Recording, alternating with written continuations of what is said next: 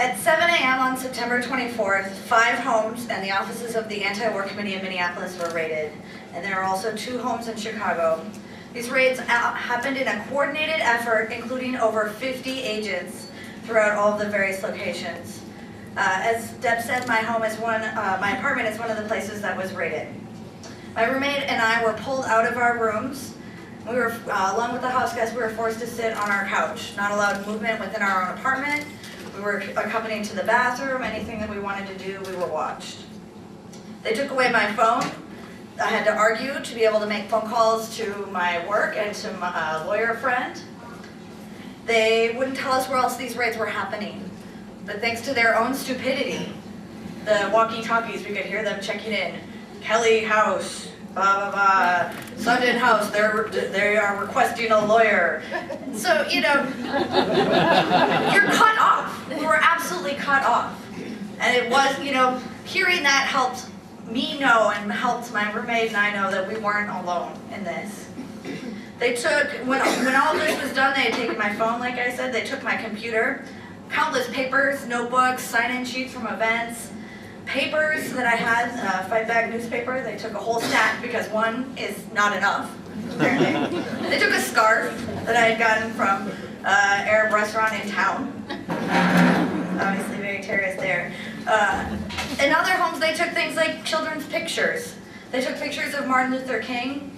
They took music CDs, books, and a lot of other things. Nothing that anybody else doesn't have in their home.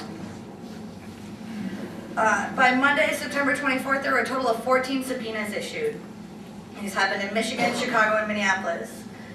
Between all of the subpoenas, we were given the dates October 5th, 12th, and the 15th.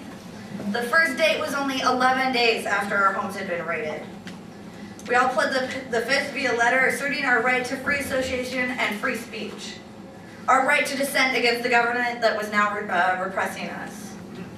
Our subpoenas at that time were not canceled, but they were put on hold, which becomes even more significant when the day after elections, that you get a call telling you that your subpoena will be reactivated. And shortly after this time, as Jim and Sarah said, there were 9 new subpoenas issued in Chicago to Palestine Solidarity activists. They all were given the same date of January 25th, and all have also pled the 5th. For the 3 of us who have reactivated subpoenas, myself, Sarah Martin, and An Pham, the reactivation has meant that we all got individual lawyers, and they had to have meetings with Assistant Attorney Brandon Fox in Chicago here. Initially, the lawyers, as has been our plan all along, want to do this collectively. This isn't a case about me. This isn't a case about Sarah. This is a case against those things that we believe in. But the attorney's office, the U.S. Attorney's office, would not allow it. In fact, their goal is, in fact, to separate us, to intimidate us, and to break the solidarity that we've been building throughout our time in the movement. These meetings are filled with lies and scare tactics to try to convince us through our liars to name names and criminalize the movement that we have worked to build. And even the work that we have been doing now to defend ourselves and to bring you all into the room today. From here, we believe that it won't be long before the next escalation happens. There's the possibility of more subpoenas, bringing more people into this witch hunt. We also know, as has been mentioned several times, there have been more visits, and we believe that that will probably continue. There's also the threat of imposing immunity, and I know they call it offering immunity, but make no mistake, there's no offer. You don't talk and you could go to jail. And so, the deal is you get the choice again, and you get a date and they offer you and they impose immunity. They tell you if you don't talk, you very possibly will be found in contempt of court and jailed for the length of the grand jury. In our case, this could be as long as August of 2012. So I potentially have, as all of us do, temporary housing at the MCC here in Chicago. There's even recently actually been a case where a person who refused to talk to the grand jury was given 11 years in jail.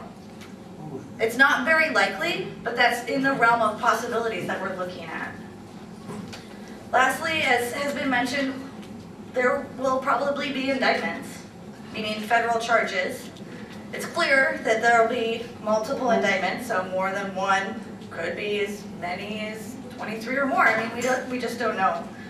The people indicted, once you get an indictment, you're brought to jail. This could either be another very unfriendly knock at the door, or it can be told that you have to show up at a jail of their choosing. We're hoping that there will be the possibility of bail, but again, that's up to the powers that we don't have control over. Bail in this case is the cost of a house. Many of us have had to figure out either putting our own houses, asking parents, or other people to put up a house for our bails. This was not the best conversation I've ever had with my mom, for example.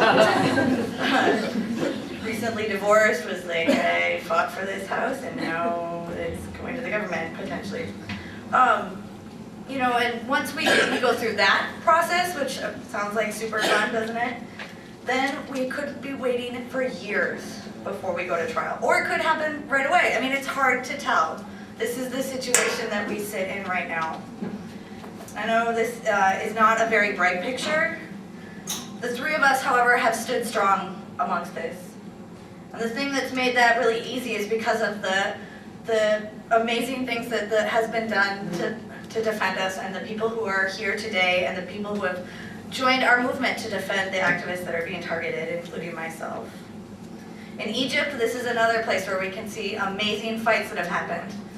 Historically, it's been proven that people can stand up, and we know that that is what we're going to continue to do, and we will be victorious as long as people continue to stand with us. Thank you.